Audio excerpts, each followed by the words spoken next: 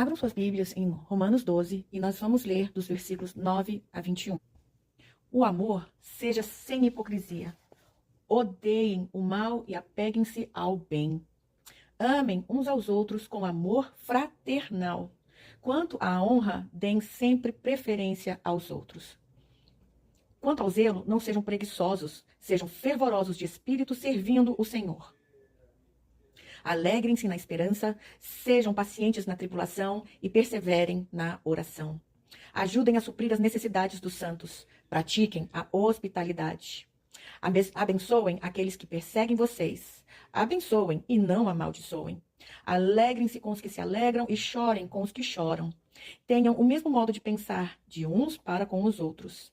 Em vez de serem orgulhosos, sejam solidários com os humildes. Não sejam sábios aos seus próprios olhos. Não paguem a ninguém mal por mal. Procurem fazer o bem diante de todos. Se possível, no que depender de vocês, vivam em paz com todas as pessoas. Meus amados, não façam justiça com as próprias mãos, mas deem lugar à ira de Deus, pois está escrito: a mim pertence a vingança, eu é que retribuirei, diz o Senhor.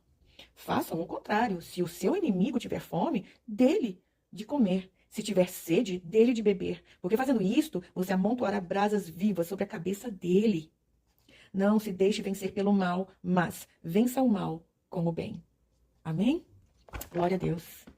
Bom, a maneira como nós enxergamos a vida dita como nós a vivemos. Se ela é bela, então temos prazer em vivê-la. E se ela é só sofrimentos, não temos alegria, só sobrevivemos, só conseguimos ver o lado ruim das coisas. E podemos pensar em relação ao casamento também. Se enxergamos o casamento como bênção, nos alegramos mais, relevamos mais, apreciamos mais, não é verdade? Quem enxerga o casamento como uma prisão ou um inferno não consegue encontrar beleza em coisa alguma. Não consegue encontrar alegria em compartilhar uma vida a dois. Como você tem enxergado a vida? E como é que você tem enxergado o seu casamento? Há casos e casos, né? Realmente, há maridos que não prestam mesmo, né? Infelizmente. Ou são violentos, ou têm vícios, mas eu não estou falando das exceções. Não dá tempo para falar sobre isso. Mas, enfim, se você enxerga o teu casamento como triste, vazio, infelizmente, sempre será assim. Nós ouvimos dias atrás que a mudança ocorre em nós. Nós ouvimos isso no chá das Filhas do Rei. Quando mudamos a forma de enxergar algo, seja por um ângulo diferente, e eu vou dar um exemplo. De repente, você reclama que seu marido nunca quer participar com você de alguma coisa na igreja, ou até na vida secular, sair para passear, ou qualquer coisa assim. Mas se você começa a enxergar, por outro lado, que ele não te impede de fazer as coisas, de ir para a igreja, nossa, as coisas mudam. Né? Já é algo diferente. Por quê? Quantas mulheres não podem ir para a igreja porque os maridos acham ruim, criam brigas, criam atividades para fazer, chamam parentes, visitantes para virem bem na hora de ir para a igreja, não é verdade? Mas, enfim, então se nós enxergamos o casamento por um outro ângulo, ou até mesmo por questão de decisão, então assim, o pastor Rodrigo falou no EBD a respeito do parente dele, um homem tosco, grosso, sem modos e muito, não grosso só com as pessoas, mas com a esposa. E ainda assim, a gente podia ver nela submissão, a gente conseguia ouvir dela que ela o amava. Né? E eu falo do pretérito porque ele já veio a falecer. Mas independentemente de enxergar, né, o casamento por um outro ângulo ou por questão de decisão, quando nós fazemos isso, realmente coisas começam a mudar. Nós começamos a enxergar de forma diferente, de modo que a gente consegue sentir, a gente consegue reagir de forma mais positiva, né? E aí, dessa maneira, a gente consegue viver melhor. Então, só que hoje, não necessariamente eu quero falar sobre o casamento. Na verdade, não. Eu usei esse exemplo, né, para a introdução. O texto que nós acabamos de ler, né, não parece ser muito relacionado, não parece estar muito relacionado a um casamento, não é verdade? Pois é. Enfim, o apóstolo Paulo, ele escreveu acerca de vários assuntos, né, em Romanos, mas especificamente no capítulo 12, ele fala inicialmente sobre como nós devemos viver como cristãos, né, e também como igreja do Senhor. Então, eu comecei falando que A forma como enxergamos a vida dita como a vivemos. E eu quero falar hoje sobre a forma como enxergamos a igreja dita a forma, o porquê e como congregamos. Sim. A pergunta é: o que é igreja para você? Para que ela existe? Qual é a função dela? E por que você faz parte de uma? Tem gente que enxerga a igreja, uma igreja, como um hospital. Tem outros como uma escola. Outros como um quartel-general. Já outros como empresa. Outros como um clube. Já outras pessoas enxergam a igreja como um refúgio, até como fuga. Tem outras pessoas que pensam na igreja como uma associação, ou uma cooperativa, né, com os fins sociais. E tem pessoas também que enxergam a igreja como uma família. De repente não tem uma família, né, bem estruturada, então encontra na igreja uma família eclesiástica. De qualquer maneira, a forma como você enxerga a igreja diz muito a seu respeito. Como você se porta, o quanto você se compromete, o quanto você se envolve, o quanto você se doa e até se você se torna dizimista fiel ou não. Para mim, eu olhava a igreja como uma escola, como um refúgio e também como uma família. E talvez por causa disso, eu nunca fui apegada ou preocupada ou ansiosa em relação a ter que ficar evangelizando, trazendo pessoas para que aceitem Jesus, para que sejam salvas. Pois é, então a forma como nós enxergamos a igreja dita a forma como nós agimos em relação a ela. Então, como é que você enxerga a igreja? A igreja é um lugar para você socializar? A igreja é um lugar para você se mostrar? A igreja é um lugar onde você pode servir? A igreja é um lugar onde você pode ensinar? O que é a igreja para você? E eu até esqueci de falar isso pessoalmente, mas assim, as reuniões das terças-feiras, não pensem como uma atividade tipo, eu vou quando eu quero ou quando eu posso. Pensem que é um discipulado, porque é o local onde nós aprendemos como ser cristãos. Como ser cristãs, no nosso caso, que estamos falando só entre nós mulheres, não é verdade? Pois é. Então, a forma como você enxerga a igreja diz muito a seu respeito. E o que é dito a seu respeito? É bom ou não? Isso também é algo que nós devemos analisar e até nos preocupar. Então, tem pessoas que olham para a igreja como um lugar em que você vai, renovar as forças. Muitas igrejas agora têm trabalhado mais na estrutura, né, para que as pessoas se sintam confortáveis, à vontade. E assim, pois é, então vão para serem servidas, quando na verdade a igreja, e que fique claro, que a Igreja de Cristo Grande Luz é um lugar onde a gente presta culto a Deus. Se a gente se reúne, se a gente faz qualquer coisa, é em nome dele, por ele e para ele. Que isso fique muito, mas muito claro mesmo para todas nós. Enfim. A questão é que a igreja é quase tudo que eu mencionei agora há pouco, né? E eu não vou ficar falando sobre cada uma dessas coisas. Porém, o que eu preciso chamar a atenção é para o que o Senhor espera de você e de mim, como cristãs e como igreja do Senhor. Por quê, gente? Porque a igreja é o lugar para aprender. E a gente não aprende só o que a gente quer ou o que a gente gosta. Então, se uma pessoa, né, que só gosta de ouvir pregações bem melosinhas, só de esperança, de fé, né, de conquistas e vitórias, quando ela ouve a verdade, ela não suporta. Só que, gente, se a gente não ouve a verdade, a gente não cresce, a gente não amadurece, a gente não muda. E igreja é lugar para a gente aprender sobre transformação de vida. E o que transforma a vida? A palavra de Deus, o próprio Espírito Santo. A ação, né? A missão salvífica. Eu não sei o termo, mas salvadora de Cristo Jesus. Pois é. Então, eu quero falar sobre os versículos que nós acabamos de ler e quero fazer alguns apontamentos que são muito importantes. Nós precisamos ser confrontadas para melhorarmos. E sempre eu tenho dito, amadas, que a igreja é uma sociedade, mas a gente não pode replicar a sociedade lá de fora. Aqui dentro tem que ser diferente. Dentro da igreja tem que ser diferente. Muito diferente. E sempre vou bater no pé em relação a isso, porque senão, para que a igreja existe? Se for para a gente fazer, agir, viver da mesma forma que a gente vive aqui fora, nessa sociedade, no mundo, então para que a gente precisa de igreja? Não é verdade? Pois é. Então vamos lá para o versículo 9. O amor seja sem hipocrisia. Gente, o que é hipocrisia? Né? Hipocrisia é falsidade, é fingimento. Só que eu quero chamar a atenção para algo muito sério, para todas vocês mulheres. O que acontece? Porque algumas pessoas falam, eu não sou hipócrita, então se eu não gosto da fulana, então eu não falo com ela.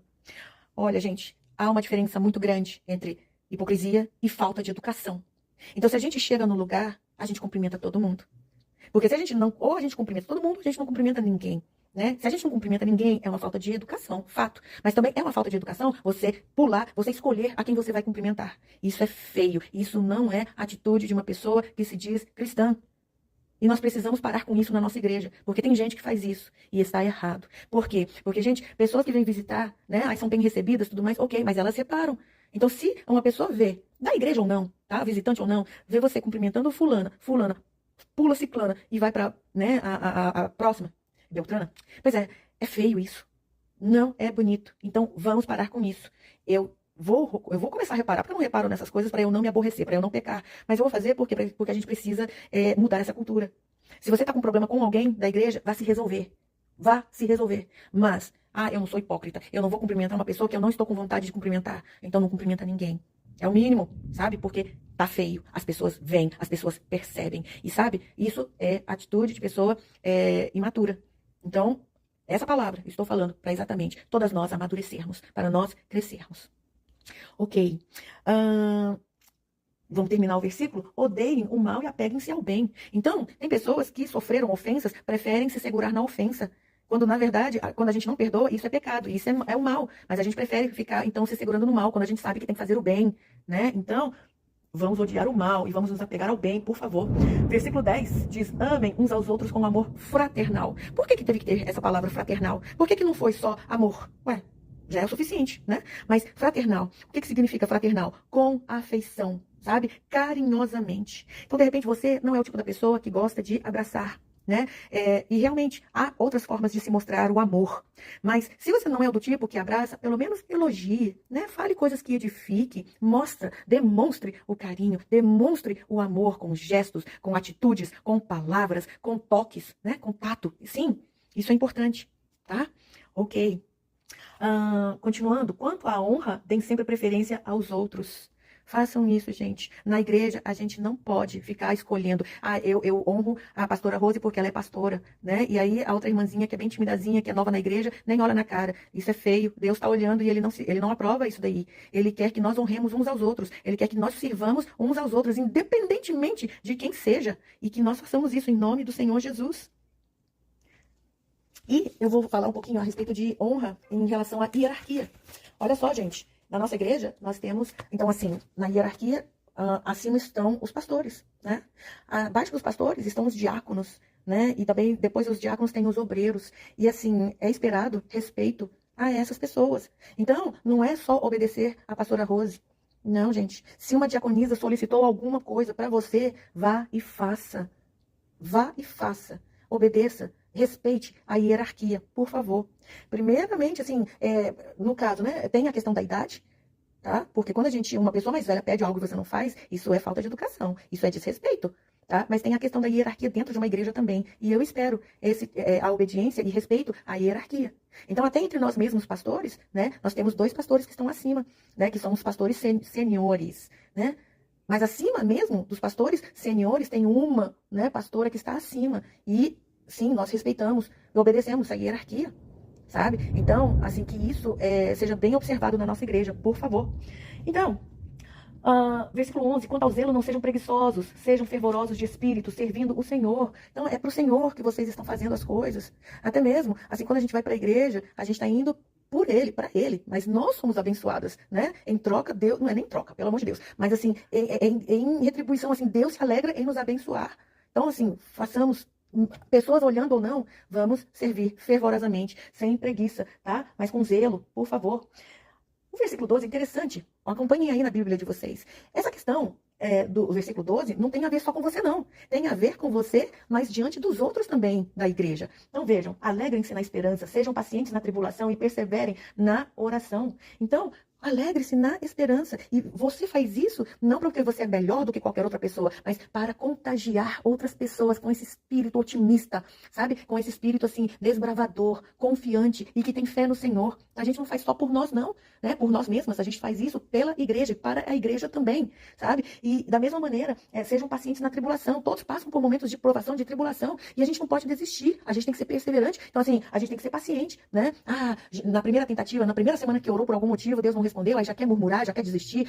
Deus não me ama, a minha vida só acontece desgraça. Pelo amor de Deus, não, gente. Vamos ser pacientes, né? E sendo pacientes, a gente também dá testemunho para outras pessoas, de maneira que inspire, sabe? Outras pessoas a seguirem esse caminho também, né? Presencialmente nós demos exemplos lá, mas enfim, imagina, né? Uma pessoa que você tem como referencial, ela desiste. Não, tipo assim, você perde seu chão, não é verdade? Mas quantas pessoas também olham para você? Quantas pessoas na sua casa, né, olham e dependem da sua paciência, da sua perseverança e não da explosão? Nós temos que ser pacientes, né? E nós temos que ser perseverantes. Por quê? Porque pra gente dar testemunho, sabe? Pra gente poder fortalecer uns aos outros. Vamos lá, versículo 13. Ajudem a suprir as necessidades dos santos, pratiquem a hospitalidade. E, gente, aqui fala sobre ajudar as necessidades. Então, isso... Isso envolve dinheiro, sim. Mas se tá difícil, você não consegue resolver o problema da pessoa financeiramente, mas então dê um apoio moral, dê um apoio assim, motivacional, dê uma palavra de ânimo, manda uma oração, ore pela pessoa, ou senão, vai na sua rede de contatos que de repente alguém pode ajudar de alguma maneira, sabe? Então a gente tem que mostrar disposição, gente. E a hospitalidade não tem a ver só você receber na sua casa, não. É você se mostrar disposto. E o exemplo que eu dei, né, foi assim, alguém te pedir alguma coisa pra fazer, não é tipo, suspirar, que saco, que coisa. Não, é se mostrar disponível. Sabe, de repente não é sua função, de repente não é o seu dom, de repente não é uma coisa que você é acostumado a fazer, mas foi pedido, então faça. Sabe, isso é hospitalidade, você mostrar de boa vontade, disposição, tá? Abençoem aqueles que perseguem vocês, abençoem e não amaldiçoem. Gente, a gente xingar, a gente abrir a boca para murmurar, a gente está trazendo a maldição para nós mesmos, tá? Não façamos isso. 15, alegrem-se com os que se alegram e chorem com os que choram. Olha, isso daqui é algo que eu tenho que chamar a atenção. Imagina, tem pessoas que não dão testemunho na igreja porque com medo do quê? Da inveja, da outra pessoa achar ruim, da pessoa torcer contra. Pelo amor de Deus, isso não pode existir no nosso meio, não pode existir entre nós. Olha, da mesma forma que eu desejo que alguém celebre a minha vitória comigo, eu tenho que celebrar a vitória da outra pessoa, sabe? Independentemente das circunstâncias. Se a gente gosta da pessoa ou não, sabe? Se a pessoa merece ou não, nossa... Vamos parar com de passar esse tipo de sentimento para as pessoas, de maneira que as pessoas têm medo de dar testemunho. Gente, a fé vem pelo ouvir e ouvir, sabe? Palavra de Deus, sim, mas ouvir o testemunho também aumenta a fé de uma pessoa, sabe? E a pessoa ter medo de dar testemunho porque outra pessoa pode achar ruim, misericórdia, gente, misericórdia. Nós precisamos crescer, sabe? 16, tenham o mesmo modo de pensar uns para com os outros. Vou terminar o versículo. Em vez de serem orgulhosos, sejam solidários com os humildes, não sejam sábios dos seus próprios olhos. Essa primeira parte do versículo, né, fala que nós devemos ter o mesmo modo de pensar de uns para com os outros. É inevitável. Até dentro de casa nós temos os nossos preferidos, os nossos favoritos, sabe? E assim, imagina na igreja. Né? Cada pessoa tem uma história. De repente eu tenho um motivo para ser de muita gratidão para uma fulana, né? E aí, só que assim, na igreja, quando tiver um grupo todo, assim, amar todas igualmente.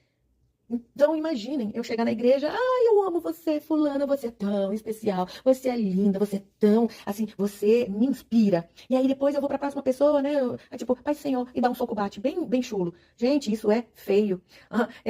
Já tiveram algumas situações em que uma pessoa, né, umas pessoas, então, porque a pastora X é a mais linda, a mais chique. E assim, para que as outras pastoras ouvissem, isso é o quê?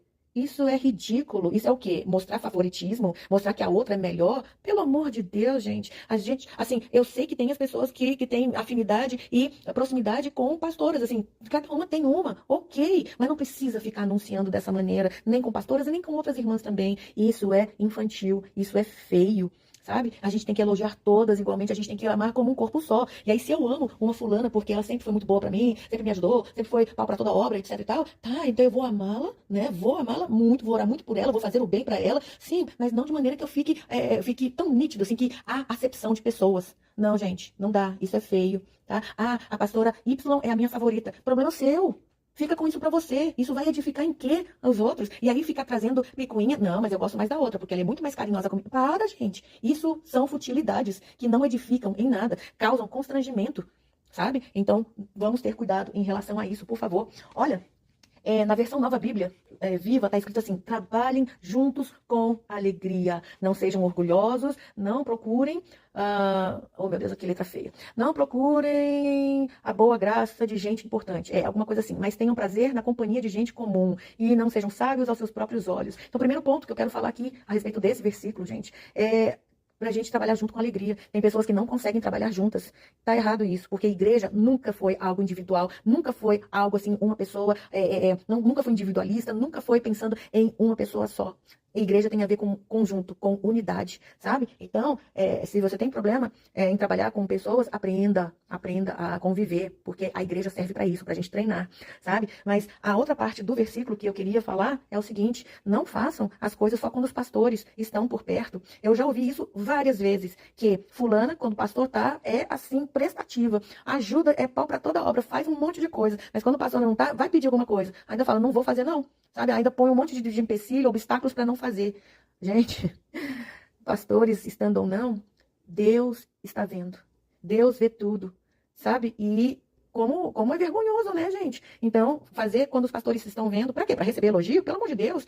Quem tem que ver? Deus, porque o galardão, quem dá é Ele, né? E pode dar aqui na terra, mas principalmente no céu, sabe? Vamos querer as pedrinhas na nossa coroa. Então, gente, não façam as coisas para mostrar serviço para pastores. Pelo amor de Deus, sabe? E isso gera murmuração, fofoca, comentários entre as pessoas que estão ao redor. Vamos, não é nem evitar, vamos combater isso, gente. Sabe? Porque é para o Senhor que a gente está fazendo. A gente não está fazendo para pastores. E se tem alguém que faz para os pastores, repense, sabe? Porque não tem galardão nisso, não.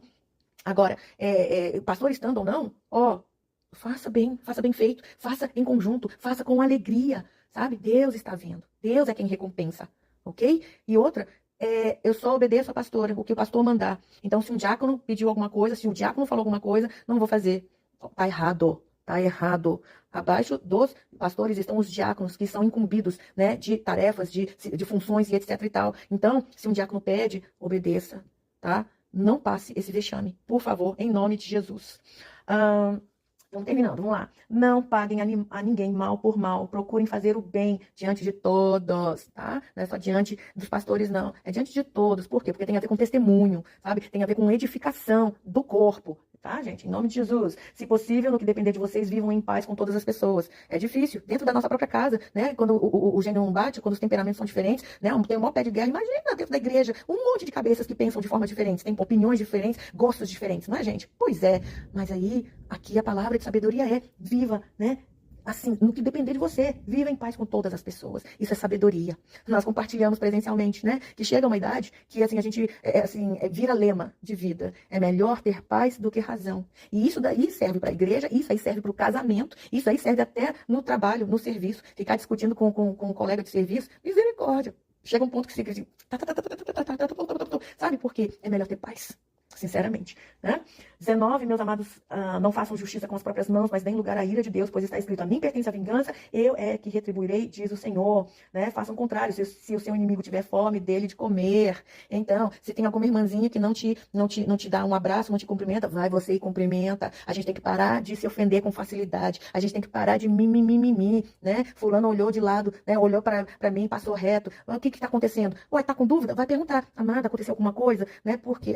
O que aconteceu? Ué, porque a amada olhou pra mim, passou por mim, nem me cumprimentou. Não me perdoa, sabe? Vai resolver as coisas na hora do que ficar fomentando, porque o diabo fica encontrando essas oportunidades e faz o maior carrossel, faz assim o maior escarcel, sabe? E traz muita bagunça, não só pra sua vida, pra vida da outra pessoa, mas pro ministério e também pra igreja, gente. Chega disso. Chega, pelo amor de Deus. Por favor, tá? Então, se alguém tiver fome dele de beber, porque fazendo isso você amontoa brasas vivas sobre a cabeça dele, dessa outra pessoa. E isso quer dizer o quê? Que brasas vivas, gente, é o quê? Fogo, né? Coisa que queima. Por quê? Porque é tipo queimar a pessoa de vergonha, de constrangimento, né? Por quê? Porque pagou o mal com o bem, porque não se nivelou por baixo, porque não fez da mesma forma. Ele não fala comigo, eu também não vou falar com ele. Assim, coisa infantil isso, tá? Coisa imatura. Vamos parar com isso, por favor. E, por último, não se deixe vencer pelo mal, mas vença o mal com o bem, em nome de Jesus Cristo, tá? Então, gente, igreja é o lugar onde aprendemos como ser mais parecidas com Cristo. E é na igreja onde praticamos, né, o que nós aprendemos para quê? para sermos vistas, né, como pessoas bem-aventuradas, como pessoas transformadas, como pessoas cheias do Espírito Santo. Você já ouviu alguém falar para você, eu vejo Deus na sua vida? É a melhor recompensa que você pode receber. Eu vejo Deus em você. Eu vejo Deus, eu vejo Jesus, né, em sua vida. Você irradia a luz de Cristo Jesus. Olha só, gente, olha que recompensa maravilhosa isso daí, sabe? E nós precisamos trabalhar não para receber reconhecimento do homem, mas a pessoa reconhecer Cristo em você. Nossa Senhora, isso é... Nossa Senhora, meu Deus e Pai, que coisa tremenda. Olha, Gandhi, ele viajou, né? Ele foi pro leste, oeste, aliás, para o ocidente, e ele teve contato com o cristianismo, e ele até se interessou, e ele foi atrás para aprender. E só que, né, perguntado por que você não se converteu para o cristianismo, ele respondeu, por causa dos próprios cristãos. Olha, gente, que coisa feia. Você e eu, nós carregamos o título, a identidade de cristã. Quantas pessoas já se escandalizaram, né, por nossa causa? Quantas pessoas deixaram de se tornar cristãs por causa da nossa conduta, por causa do nosso testemunho? Nós precisamos pensar a respeito disso, tá, gente? Olha, nós precisamos tomar cuidado. As fofocas, as brigas, as contendas, os maus testemunhos, gente. Um mau testemunho. E o que é um mau testemunho? Ah, sabe o que é? É ser caloteira na praça, sabe? É ser promíscua ou ser não lasciva. É ser uma mal pagadora, né? É ser uma barraqueira. Né? É ser uma pessoa que, tipo, não leva desaforo para casa, então tem que brigar com quem for. É aquela pessoa, uma pessoa que, na sua autojustiça, ou autojustiça, entendeu? Condena e julga os outros. Isso é um mau testemunho, gente, tá? Então, o que é esperado dentro da igreja? Qual deve ser a nossa postura? Como é que nós devemos nos portar? Pensem a respeito disso, por favor. Que essa reflexão possa motivar a cada uma a ser uma pessoa melhor. Que nós possamos enxergar a igreja como um lugar onde a gente vem cultuar a Deus, né? Mas onde também aprendemos e praticamos e trabalhamos para que Deus possa ser visto em nossas vidas. Deus te abençoe ricamente. Que essa palavra seja para edificação, não para ofender ninguém, sabe? Mas nós precisamos amadurecer, nós precisamos melhorar como cristãs. Então, Deus te abençoe, mulher, em nome do Senhor Jesus Cristo. Amém.